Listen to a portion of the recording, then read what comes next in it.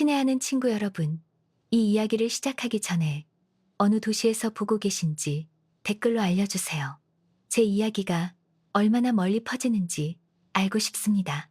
그리고 제가 공유하는 내용이 마음에 드신다면 제 채널을 구독하는 것도 잊지 마세요. 제 이름은 채원이고 68세입니다. 42년 동안 남편 재성과 함께 부산에서 삶을 읽어왔습니다.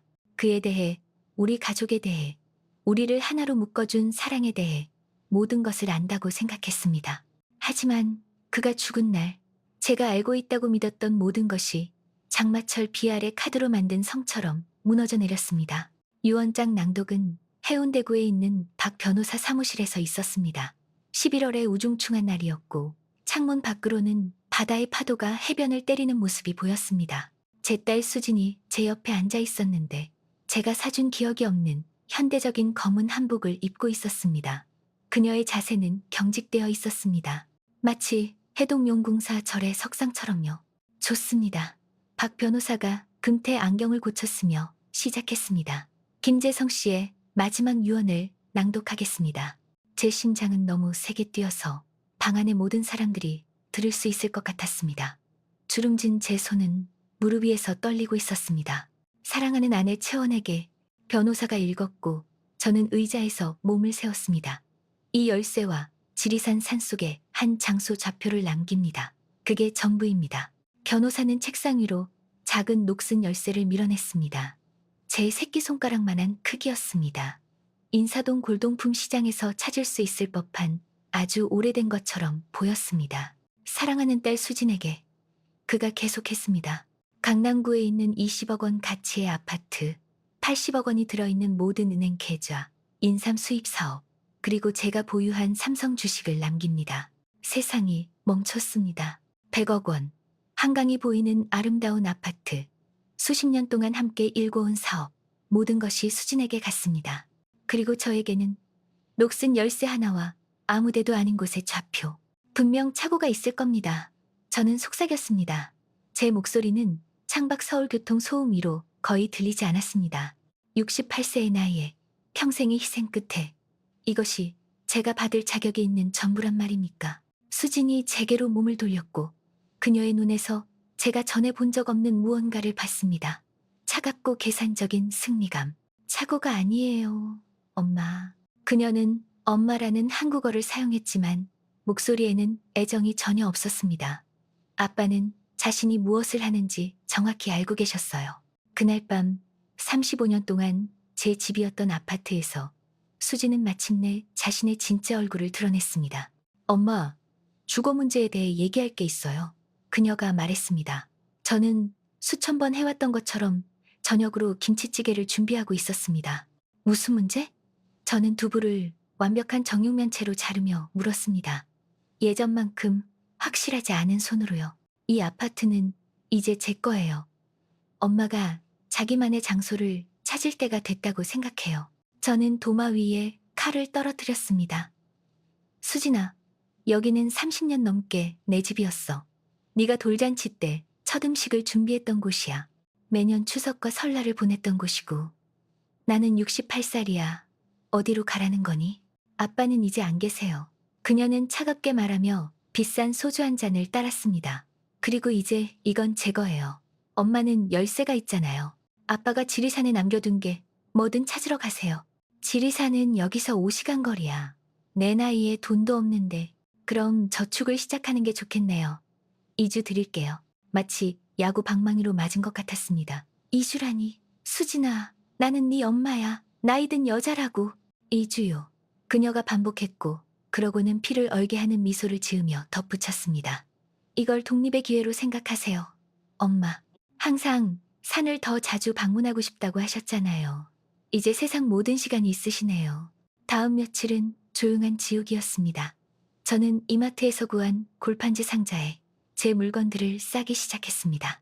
제 옷, 40년이 넘는 삶을 기록한 가족 사진들, 45년 전 결혼식 때 어머니가 주신 전통 찻잔 세트. 그건 안 돼요. 수진이 제가 찻잔 세트를 싸려고 할 때 말했습니다. 그건 귀한 거예요. 여기 남아야 해요. 이건 네 할머니 거였어. 저는 항의했습니다. 패백대 할머니가 주신 거야. 가져갈 권리가 있어. 그리고 이제 제 유산의 일부예요. 마지막 날, 제 낡은 현대 소나타에 짐을 싣고 있을 때 수진이 건물 밖으로 나왔습니다. 제 차보다 비싼 버버리 코트를 입고 있었습니다. 아빠가 저 산속에 뭘 숨겨놨는지 찾으시길 바라요. 그녀가 말했지만 그 어조는 희망이 아니라 조롱이었습니다. 비록 쥐가 들끓는 낡은 오두막일 가능성이 높지만요. 엄마 나이에 딱 맞네요. 저는 눈물을 흘리며 지리산으로 차를 몰았습니다. 부산의 불빛이 100미러에서 사라졌고 그것과 함께 제가 알았던 모든 삶이 사라졌습니다.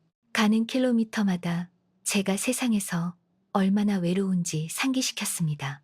68세에 집도 없고 돈도 없고 저를 지지해줄 가족도 없이 좌표는 지리산 국립공원 한가운데 흙길로 저를 이끌었습니다.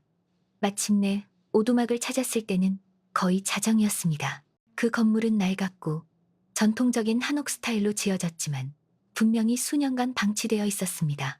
기와는 이끼로 덮여 있었고 나무문은 습기로 부풀어 있었습니다. 하지만 제 것이었습니다. 세상에서 제가 가진 전부. 첫날 밤, 저는 나무 바닥에서 얇은 담요에 쌓여 잤습니다. 한국 숲의 소리를 들으며 부엉이의 울음소리, 소나무 사이로 부는 바람소리, 멀리서 들리는 섬진강의 물소리, 제 늙은 뼈는 딱딱한 바닥에 항의했고 관절염은 움직일 때마다 저를 떨게 했습니다. 눈물이 마를 때까지 울었습니다. 어떻게 이렇게 됐을까요?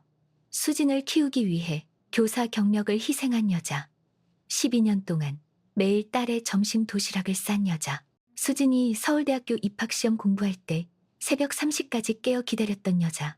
그 어떤 것도 중요하지 않았습니다. 오두막에서의 첫 3개월은 제 인생에서 가장 힘든 시간이었습니다. 전기도 없이 양초와 낡은 손전등에 의존했습니다. 물은 근처 우물에서 가져왔는데 하루에 2번 무거운 물통을 나르는 일이었습니다. 제 나이에 우물에 가는 매 여행은 고통이었습니다. 무릎은 삐걱거렸고 등은 항의했고 관절염이 있는 손은 무게를 거의 견딜 수 없었습니다. 강남의 편안한 삶에 익숙했던 제 손에는 물집과 굳은 살이 생겼습니다. 하지만 육체적 고통은 정서적 고통에 비하면 아무것도 아니었습니다. 제 여동생 선이가 3주째 전화했습니다. 채원아, 수진이가 하는 말이 사실이야? 무슨 말? 유언장 낭독할 때 변호사를 공격했다고 하던데 소리 지르고 더 많은 돈을 요구했다고. 그건 거짓말이야. 저는 목이 메어 속삭였습니다. 수진이를 괴롭히고 있다고도 하던데 소송을 걸겠다고 협박했다고. 선이야, 나는 네 언니야. 65년을 알고 지낸 사이잖아. 긴 침묵이 흘렀습니다. 뭘 생각해야 할지 모르겠어 언니. 수진이가 너무 설득력 있게 말하더라고. 그리고 언니가 노망이 들고 있다고, 기억력이 나빠지고 있다고 하던데. 노망. 그 말은 뺨을 맞은 것 같았습니다. 완벽한 변명이었죠. 누가 성공한 40대 딸보다 68세 여자를 믿겠습니까? 수지는 체계적으로 제가 악당인 이야기를 만들어냈습니다. 가족 구성원 모두에게, 우리가 공통으로 알던 모든 친구에게 전화해서 저를 탐욕스럽고 씁쓸하며 정신적으로 불안정한 여자로 그렸습니다. 하나씩 모두가 저에게 등을 돌렸습니다. 오두막에서 4개월째가 됐을 때 그것을 찾았습니다. 마루, 전통적인 나무바닥을 청소하고 있을 때 판자 하나가 발밑에서 움직였습니다. 늙은 손으로 무게를 감당하며 조심스럽게 그것을 들어 올렸고 아래에 숨겨진 작은 칸을 발견했습니다. 안에는 옛날 자물쇠가 달린 금속 상자가 있었습니다. 떨리는 손으로 재성이 남겨준 녹슨 열쇠를 꺼냈습니다. 완벽하게 맞았습니다. 상자 안에는 두꺼운 봉투와 USB 메모리가 있었습니다. 봉투에는 부지의 상세한 지도, 제가 완전히 이해하지 못하는 법정 문서들, 그리고 재성에 익숙한 필체로 쓴 편지가 들어 있었습니다. 사랑하는 채원아, 네가 이걸 읽고 있다면 내가 너를 위해 남긴 것을 찾았다는 뜻이야. 수진이가 너무 잔인하지 않았기를 바라지만 그 애의 성격을 알기에 아마 그랬을 거야. 한지의 눈물이 떨어지는 것을 막기 위해 멈춰야 했습니다. 왜 내가 이런 식으로 일을 처리했는지 궁금할 거야. 왜 수진에게 아파트, 돈, 사업을 주고 너에게는 녹슨 열쇠 하나와 버려진 오두막의 좌표만 남겼는지. 대답은 복잡하고 고통스럽지만 진실을 알아야 해. 채원아, 수진이는 내 친딸이 아니야. 세상이 멈췄습니다. 그 문장을 다시 읽었습니다. 그리고 또다시 51년 전 네가 나를 서울대학교에서 만났을 때 나는 이미 다른 여자와 관계가 있었어. 그녀의 이름은 정숙이었고 당시 흔했던 것처럼 우리 가족들이 정한 중매 결혼 약혼자였어. 그런데 너를 만났지. 너를 만나고 처음으로 진짜 사랑에 빠졌어. 정숙과의 약혼을 파기했고 양가에 큰 스캔들을 일으켰지. 정숙은 망연자실했어. 그리고 임신한 상태였어.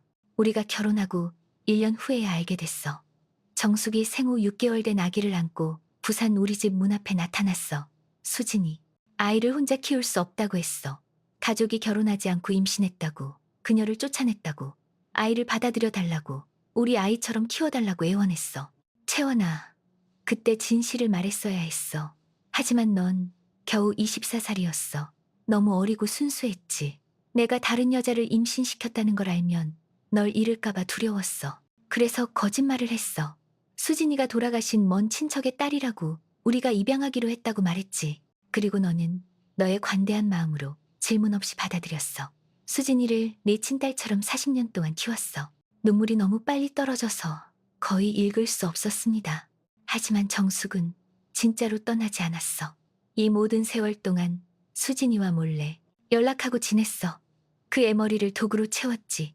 네가 나를 훔쳤다고. 내가 진짜 엄마와 함께 있었어야 한다고. 수진이는 네가 자기 이야기에 악당이라고 믿으며 자랐어. 그리고 비겁했던 나는 진실을 말할 용기가 없었어. 이제 나는 죽어가고 있어. 채원아, 췌장암이 날 갉아먹고 있고 삼성병원 의사들은 몇 달밖에 안 남았다고 해. 그리고 마침내 옳은 일을 할 용기를 찾았어. 아니면 적어도 시도할 용기를. 수진에게 돈과 아파트를 준 건 법적으로 내 입양딸로서 그럴 자격이 있기 때문이야. 하지만 너에게 나의 진정한 사랑, 40년 넘게 인생을 희생한 진짜 아내에게는 훨씬 더 귀중한 것을 남겨. 이 오두막은 한국에 남아있는 가장 큰 금 매장지 중 하나 위에 지어졌어. 제 심장이 멈췄습니다. 우리 할아버지가 1940년대 일제강점기 동안 그 매장지를 발견하셨어. 일본인들이 알게 되면 빼앗아갈 것을 아시고 수십 년 동안 비밀로 했지. 한국 전쟁 후 나라가 재건되고 있을 때 우리 가족은 적절한 시기를 기다리며 그것을 숨기기로 결정했어. 그 시기가 바로 지금이야. 너를 위한 이 오두막 지하실에 봉인된 철문 아래 광산으로 들어가는 입구가 있어. 현재 시장에서 약 500억 원 가치의 금으로 가득 찬 광산. 500억 원. 수진이 상속받은 것의 5배. 하지만 채원아, 이걸 절대 수진에게 말해선 안 되는 이유가 있어. 정숙이 살아있어. 대구에 살고 있고 불치병에 걸렸어. 수진이가 금에 대해 알게 되면 정숙이 내 딸로서 자기 몫을 주장하도록 설득할 거야. 법적으로 모든 걸 파괴하고 수년간 너를 법정으로 끌고 갈 거야. 네 나이에 그런 스트레스, 그런 고통을 받을 자격이 없어. 그래서 유언장을 이런 식으로 작성한 거야. 수진에게 편안하게 살 만큼 충분한 돈을 줬지만 건드릴 수 없을 만큼은 아니야. 그 애가 돈의 가치를 배우고 겸손을 배우길 원했어. 그리고 너에게 내 사랑, 청춘을, 중년을, 그리고 이제 황금기를 우리 가족을 위해 희생한 너에게 이 비밀을 주는 거야. 이 금은 온전히 내 거야. 하지만 평생 수진에게 숨겨야 해. 그게 네 자유의 대가야. 이 봉투에 든 문서들은 이 땅과 모든 광물 자원에 대한 법적 소유권을 내게 줘. 모든 게 합법적이고 이 일을 제기할 수 없도록 서울 최고의 변호사를 고용했어. 수십 년 동안 거짓말한 것 용서해줘. 네 나이에 이런 시험을 겪게 해서 용서해줘. 하지만 네가 살아남을 만큼 충분히 강하다는 걸 알았어. 넌 항상 우리 둘 중 더 강한 사람이었어. 살아, 채원아. 네가 마땅히 받아야 할 남은 세월을 존엄과 자유와 함께 살아. 그리고 이 비밀을 무덤까지 가져가. 마지막 숨까지 너를 사랑했어. 내 남편, 재성. 저는 몇 시간 동안 오두막 바닥에 앉아 있었습니다. 관절염이 있는 손에서 편지가 떨리고 있었습니다. 제 인생, 제 가족, 제 딸에 대해 믿었던 모든 것이 거짓말이었습니다. 수진이는 제 친딸이 아니었습니다. 한 번도 아니었습니다. 그런데도 저는 그녀를 친딸처럼 사랑했습니다. 키웠고, 아플 때 돌봤고, 그녀의 모든 성취를 제 것처럼 축하했습니다. 40년을 희생했습니다. 그런데 어떻게 보답했나요? 잔인함으로, 배신으로, 68세의 저를 거리로 내쫓으며. 하지만 이제 이유를 알았습니다. 떨리는 손으로 USB 메모리를 낡은 노트북에 연결했습니다. 비디오 파일이 하나 들어있었습니다. 병원 병실로 보이는 곳에서 찍은 제 성이었습니다. 수척하고 아파 보였지만 눈은 여전히 제가 항상 사랑했던 지성으로 빛나고 있었습니다. 채원아, 그는 약하지만 분명한 목소리로 시작했습니다. 이걸 보고 있다면 내 편지를 찾았다는 뜻이야. 수진이에 대한 진실을 이제 안다는 뜻이고. 그는 기침을 하며 멈췄습니다. 간호사가 잠깐 화면에 나타나 그의 링거를 조절했습니다. 뭔가 보여주고 싶어. 그가 계속했습니다. 3년 전에 녹화한 건데 수진이가 친엄마에 대한 진실을 알고 있다고 의심하기 시작했을 때야. 화면이 다른 비디오로 바뀌었습니다. 강남의 한 카페에 앉아있는 수진을 보여주었습니다. 처음에는 알아보지 못한 나이든 여자와 함께였습니다. 하지만 그 여자가 말하자 제 피가 얼어붙었습니다. 널 키운 그 여자.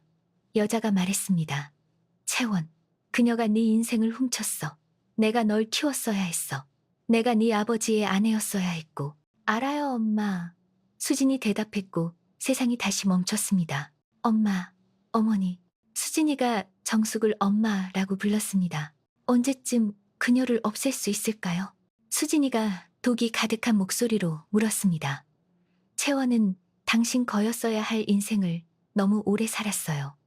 그리고 이제 늙고 쓸모없어요. 곧 정숙이 대답했습니다.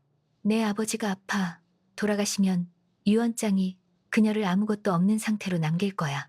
그럼 마침내 처음부터 네 것이었어야 할 모든 걸 가지게 될 거야. 그리고 그 늙은이는 어디선가 혼자 죽으러 갈 거야. 마땅히 받아야 할 대로. 비디오가 끝났습니다. 화면이 다시 병원 침대의 재성을 보여주었습니다. 몰래 녹화했어. 그는 수척한 뺨에 눈물을 흘리며 말했습니다. 수진이가 이상하게 행동하기 시작한 후 사립탐정을 고용해서 그 애를 미행하게 했어. 정숙이 5년 전에 수진이와 접촉해서 진실을 밝히고 너에 대한 증오로 가득 채웠다는 걸 알게 됐어. 수진이와 정숙은 수년간 이걸 계획했어. 채원아, 내가 죽으면 어떡해. 내게서 모든 걸 빼.